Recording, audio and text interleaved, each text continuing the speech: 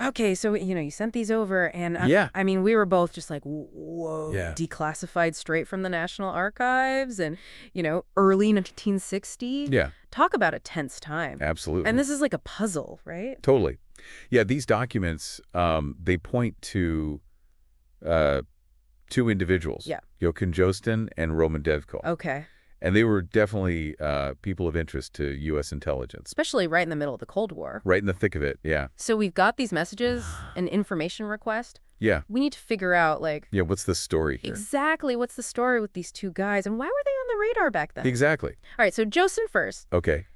This document we got, Yeah. it's almost like they were keeping tabs on him. It does, yeah. It's like a mini dossier. Yeah. And they even mentioned, by 64, he'd already had a pretty long career. Yeah, what, like 30 years or something? Something like that, yeah, about 3 decades. And they say numerous paper articles so clearly. Oh, he was writing a lot. Yeah, he was putting his ideas out there. Definitely. But here's where it gets interesting. Okay.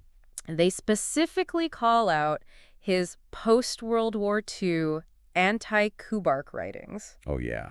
Now, for anyone who doesn't know, Kubark was a CIA cryptonym. Right, a code name, basically. Exactly. So this guy is criticizing something tied to the CIA Yeah. during the Cold War. I mean, that's going to get you noticed. Oh, yeah, that's a huge red flag for intelligence agencies. Why is that such a big deal? Well, you got to remember the climate back then, right? Yeah. Total suspicion, everyone's on edge. Right. Ideological conflict, everyone. So anyone even remotely critical of the CIA, especially in writing, seen as a potential threat. Makes sense. Could be hostile or, even working against them. So you see that and you're like, Exactly. You start digging deeper. Okay, then there's this whole list of aliases. Oh, yeah. Fons von Desselrode, H.F. Lycan. Possibly Walter Kelly and Paul DeLathis, too. So many names.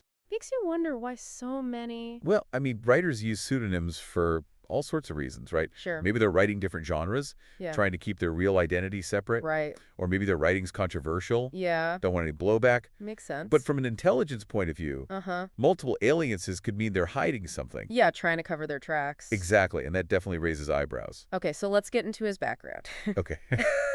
The document traces him back to Joachim Foster, born in Cologne in 1907. Okay. And get this, he joined the German Communist Party back in May 1932. Wow. Membership number 532315. They kept meticulous records. They did, and here's a little detail that seems almost normal as all of this. What's that? He owned a lending library. A lending library, huh? Yeah. Interesting. It is, right? It's those little everyday things that can really tell you a lot about someone. Yeah. Especially before they come on the radar of intelligence agencies. Yeah. But what really jumps out is what happened right after he joined the Communist Party. Okay. He spends a chunk of time in the USSR. When, right away? Pretty much, yeah, until about 33. Huh. And during that time, his fiancée, Jenna Sinsky, she's back in Germany running the library. Okay.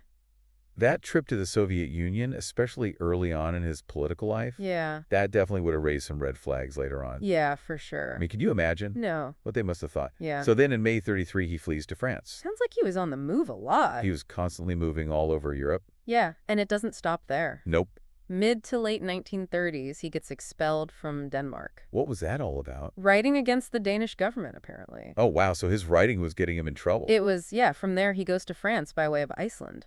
Iceland, that's an interesting route. It is, right? Talk about a turbulent time in Europe. Yeah. I mean, this guy, Justin, his views, his writing, it was having real consequences.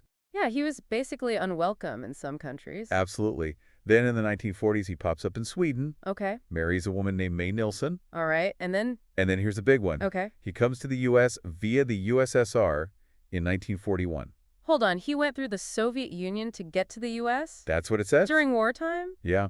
That's wild. And then he becomes a naturalized U.S. citizen in 48. Yeah, that whole journey, especially with the war and the Cold War brewing, definitely unusual. Yeah, definitely something they'd want to look into. Oh, absolutely. So the document then gets into the specifics of what they want to know about Justin. Okay, lay it on me. They want a full check, local services, anything they can find, any pre-World War II press or books that mention him. Wow, they're leaving no stone unturned? Nope.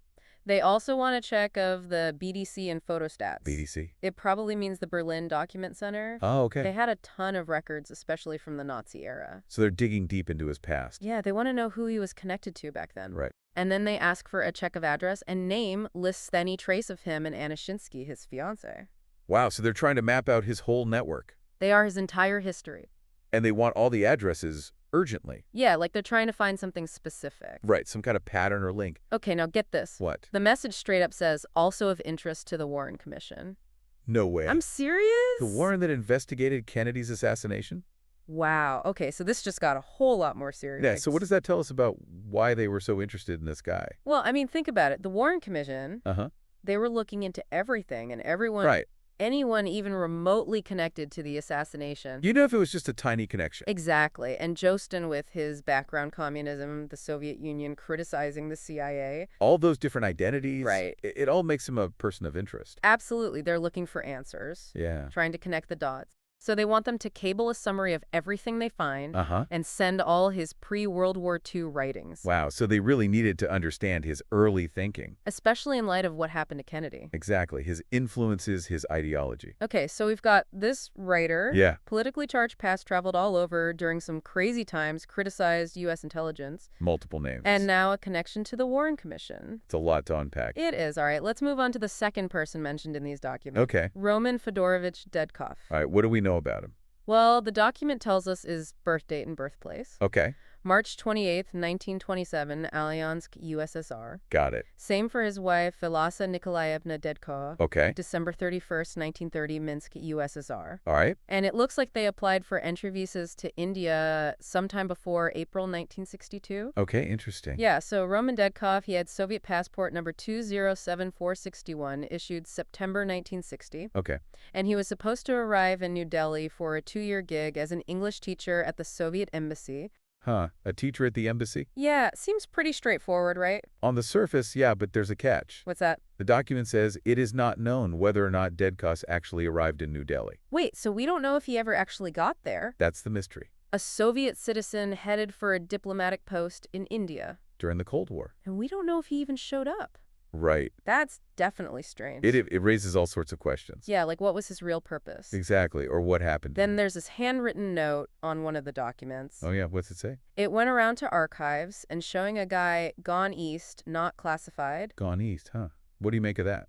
Well, during the Cold War, gone east usually meant, Defection? right, could be to the Eastern Bloc. Or maybe something within the Soviet system? Yeah, some kind of disappearance or reassignment. Something they didn't want to make public? Exactly, and the fact that it's not classified. Yeah, that's telling. Like it was an open secret in some intelligence circles. Right, but the details were murky. All right, so two very different cases here. Okay. Jostin with his public history and Dedkov with this cloud of uncertainty. And that gone east note. Right, so how do these two stories fit into the bigger picture of the Cold War? Well, what's fascinating is that both of them, despite their different backgrounds, Yeah. they both piqued the interest of U.S. intelligence. Right. And this was during a time when suspicion was rampant. Yeah, everyone was gathering intel on everyone else. Especially potential adversaries. Exactly. So with Jostin, you have his past affiliations, his writings, his travels through all those volatile places. Makes sense that he'd be on their radar. Oh, absolutely. Anyone with his kind of history, Mm-hmm. they'd definitely be keeping tabs on him. Okay, and Dedkov, this Soviet teacher, Yeah, headed for the embassy in India, which was a key non-aligned nation during the Cold War. right in the middle of everything. And we don't even know if he made it there. Plus that going east note. Yeah, it's like he deviated from the script. And back then, any unexplained moves or ambiguities, Especially involving Soviet personnel. especially diplomats. That would be a huge red flag. Absolutely something to investigate. So if we zoom out a bit, Yeah. intelligence agencies were obsessed with understanding the Soviets, They're allies too. trying to figure out their motives, their capabilities. And they'd look anywhere for clues. Right. Individuals who might have insight. Like Jostin and Dedkov. Exactly. And remember, the Warren Commission was interested in Jostin, too. Yeah. It just shows you the level of suspicion back then. It was everywhere, this constant need to uncover any potential link, no matter how small. Especially to something as huge as the Kennedy assassination. Right. It really gives you a sense of the scale of it all. The information gathering, the secret battles. Yeah, this hidden world that we only get glimpses of. And these documents, they give us a tangible connection to that world. They do. It's pretty amazing. It is. It makes you think, doesn't it? Well, Well, about what these little glimpses into Jostin and Dedkov's lives tell us about the Cold War. yeah, what do you think?